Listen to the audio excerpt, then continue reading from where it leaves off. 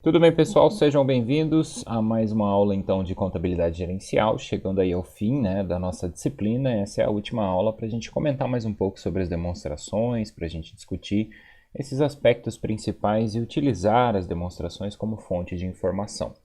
Bom, teremos ainda uma última aula de revisão geral, para a gente poder avaliar aí o que foi aprendido nessa terceira unidade, compreendendo o estudo sobre a avaliação de desempenho, o processo, como ele ocorre, a ferramenta do BSC e tudo mais. Então, numa visão geral, o que eu quis trazer para vocês aqui é que o objetivo do relatório contábil financeiro vai ser fornecer informações que são contábeis e financeiras ao mesmo tempo sobre a entidade que está apresentando esta informação. Esse é um conceito internacional que foi trazido para o Brasil e é aplicado dentro da contabilidade comercial como nós conhecemos. E essas informações, que nós chamamos de contábil-financeiras, elas precisam ser úteis aos investidores, aos chamados stakeholders, aqueles que existem, aos que são, por existência, em potencial, ou seja, podem vir a participar do rol ali de stakeholders da empresa, e credores também, que existem por empréstimos, outros, além destes, por empréstimos. E principalmente liga-se, então, essa ideia ao aspecto da tomada de decisão, porque tudo isso se baseia no fornecimento de recursos que a entidade tem, de onde ela capta, para que ela vai usar aqueles recursos. Então, essas decisões elas vão envolver as ações de compra, venda, manter aí as participações nos instrumentos patrimoniais, que é o conjunto do patrimônio como um todo, instrumentos de dívida, enfim, e oferecer ou também disponibilizar empréstimos ou outras formas de crédito. Então, todo mundo tem interesse nessa informação, do banco que você vai solicitar o empréstimo até os próprios sócios, os colaboradores, enfim.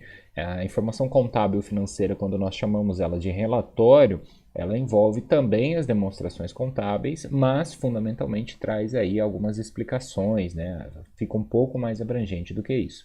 E quando a gente fala especificamente das demonstrações contábeis, nós temos o entendimento de que o propósito maior, o objetivo maior é o fornecimento de informações sobre a posição patrimonial e financeira, o seu desempenho e as mudanças nessa posição financeira da entidade, que sejam aí úteis novamente a um grande número de usuários, são os stakeholders mais uma vez, dependendo ali de quem é esse usuário da informação, ele avalia de um jeito, interpreta de uma forma e toma uma decisão relacionada à sua área. Então, se é um fornecedor, se é um banco, se é um cliente, enfim, se é um investidor, um potencial investidor e etc. Tá?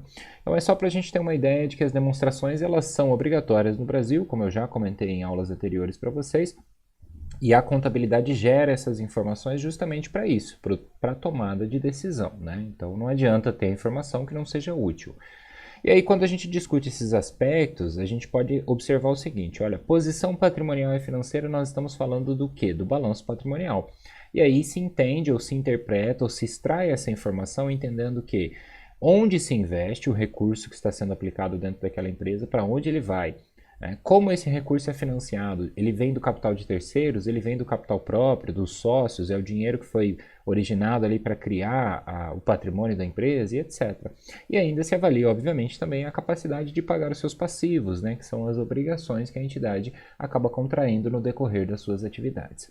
Quando a gente olha pelo aspecto ou pela perspectiva da eficiência do desempenho econômico, nós estamos falando do DRE.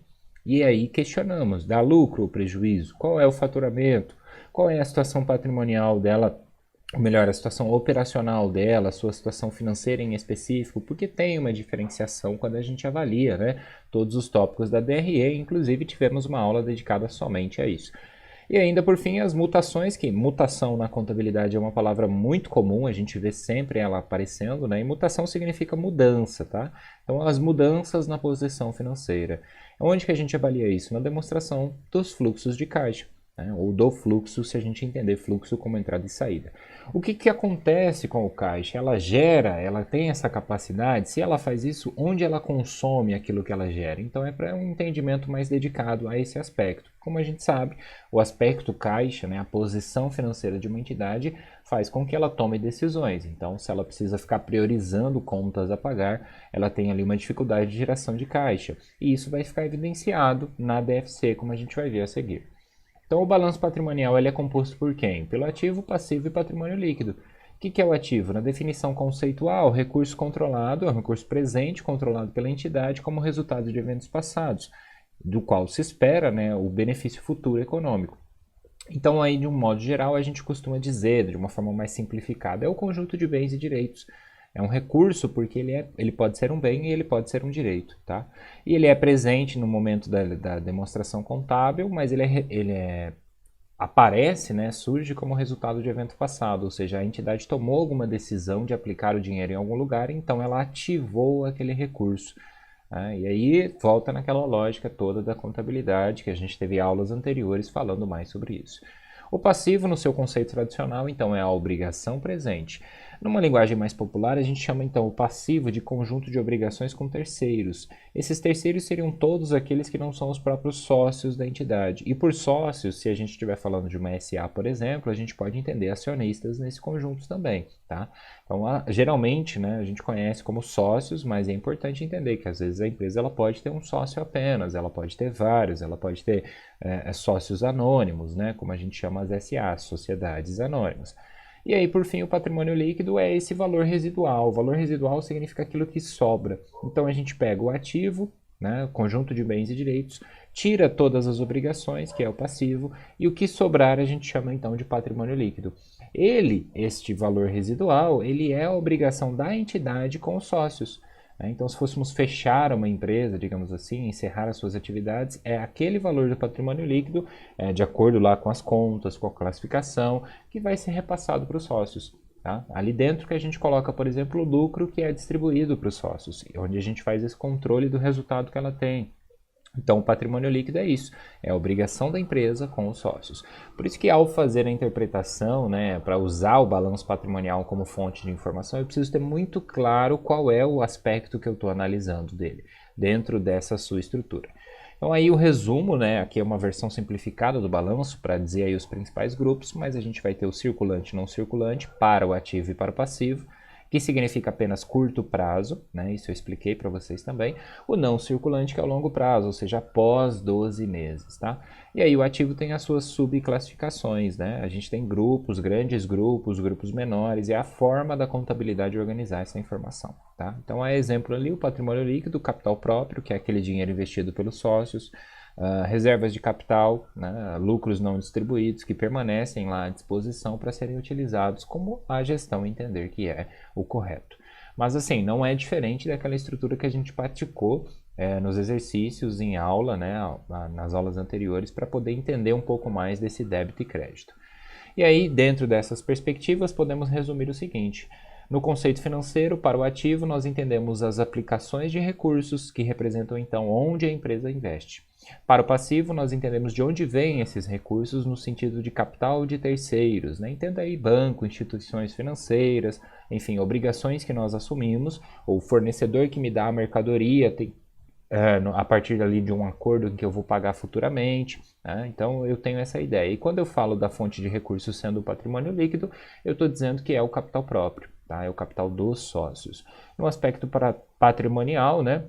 Bens e direitos, obrigações para com terceiros, e aí o valor do residual dos ativos, líquido dos passivos, significa então dizer, pega o bem e direito, diminua ali as dívidas e obrigações que existem com terceiros, o que sobrar é o meu patrimônio líquido. Então, ativo é igual a passivos mais patrimônio líquido, né? A gente também fala que ativo menos passivo é igual a patrimônio líquido. É uma equaçãozinha matemática, uma fórmula que pode se aplicar fazendo esse joguinho de sinais. Aí nós temos então o entendimento de que a situação patrimonial da entidade fornece a informação necessária para a compreensão do seu histórico de atividades, né? Nós vimos que um débito e crédito representa uma ação que a empresa tomou. E aí a gente consegue entender todo o seu histórico e entende também o seu futuro, né? Direcionando essas estratégias para determinar quais são os objetivos que eu quero alcançar. Ela é feita usualmente com índices ou quocientes que ajudam então a determinar essa composição, a sua estrutura, os seus resultados. E é válido lembrar que as chamadas contas de resultado, que é o que veremos a seguir, são as receitas e despesas, incluindo-se aqui os custos, né, como a gente separa usualmente, também fazem parte do balanço patrimonial. Vão fazer parte visualmente do que a gente chama de lucro, né, ou de resultado acumulado, que inclui ali ou lucro ou prejuízo.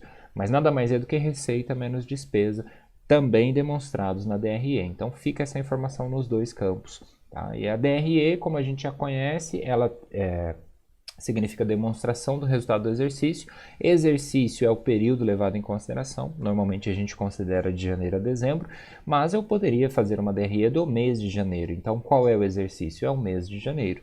E o que é resultado? O resultado é receita menos despesa. Então é uma demonstração da minha receita menos a minha despesa em determinado período que eu delimitei. Né? A lei vai exigir uma coisa, mas gerencialmente eu posso fazer no período que eu achar conveniente. E aí, numa estrutura geral, como a gente já teve aquela aula sobre a DRE em específico, eu deixo aqui só para reforçar, né, alguns dos conceitos e algumas explicações utilizando aí o material bibliográfico que a gente tem de reforço. Né? Então, tem toda a estrutura da DRE na ordem vertical, de cima para baixo, da receita bruta, até que a gente vai fazendo as diminuições. Então, primeiro tira os impostos, e aí depois tira o custo desses produtos, né, ou dos serviços prestados, se for o caso, e aí eu encontro a margem bruta, o lucro bruto, né, nas expressões em inglês ali acompanhando, porque essa é uma estrutura visualmente internacional. Né? Aí eu tenho despesas para realizar aquelas receitas, então eu vou ter despesa com venda, despesa geral, despesa administrativa, tem empresa que separa, tem empresa que faz junto, depende ali do seu controle da informação. E aí feitas essas diminuições, a gente acha o lucro operacional. Esse lucro operacional diminuído dos resultados financeiros, continuando a ordem, nos informa o lucro antes do imposto de renda. Eu vejo que assim, para quem não é do meio, que não trabalha diretamente com a contabilidade, aqui começa uma pequena confusão, né? Porque aí nós temos vários tipos de regimes tributários no Brasil, que seriam lucro real, presumido, arbitrado, simples nacional. E aí, às vezes, o modelo que um usa é diferente do outro e tudo mais. Então, assim, só para esclarecer, quem é que calcula separadamente imposto de renda, contribuição social? Aquelas empresas que são do regime tributário, do lucro real ou do lucro presumido, tá? Quem é do Simples Nacional vai entender essa informação aqui de uma maneira talvez um pouquinho diferente, porque o lucro, aliás, o imposto de renda e a contribuição social estão dentro do imposto que a gente chama de Simples Nacional, que é isso, né? Uma simplificação dos impostos. Tá? Em poucas palavras, obviamente. Mas tirou esse imposto de renda e a contribuição, o lucro líquido do exercício mostra aquilo que sobrou, né? O final. E aí isso vai ser utilizado para dividir ali entre os sócios, para pagar dividendos se ela tem acionistas, ou para pagar programas de participação dos empregados nos lucros, né? Enfim, depende da estratégia que é adotada.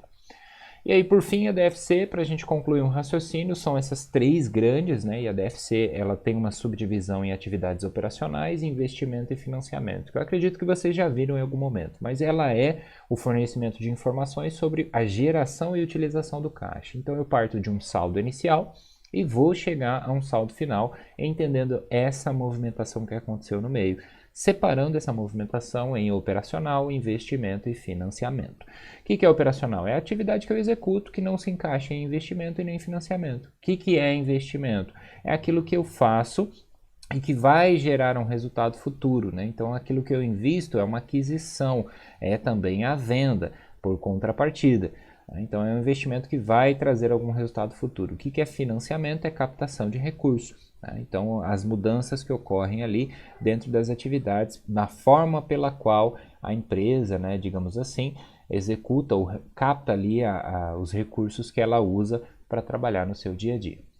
Então aqui, mais uma vez, a estrutura, né, para a gente entender o conceito numa visão geral. Eu acredito que não seria interessante para a gente aprofundar tanto aqui, mas vocês acham muita facilidade de materiais sobre, né, as formas de executar uma DFC, as várias técnicas que a gente tem, né, direto e indireto, enfim, os métodos de modo geral.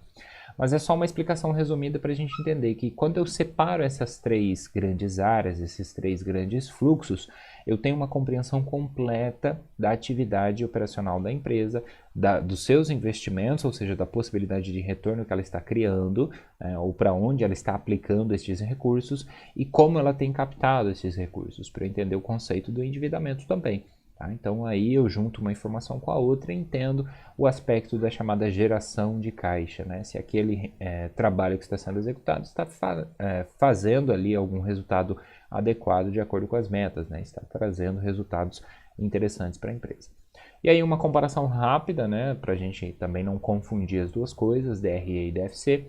Em uma vai trabalhar aí com o regime de competência, o período, o exercício, como eu falei para vocês, e na outra é o caixa, é o que entrou e saiu. Tá? Então, em uma eu discuto o aspecto econômico, na outra eu discuto o aspecto financeiro. E aí a terminologia que geralmente se usa, né, ganhou, gastou, recebeu, pagou, no caso da DFC. Tá? Então, a principal diferença que a gente cita aqui é o aspecto temporal.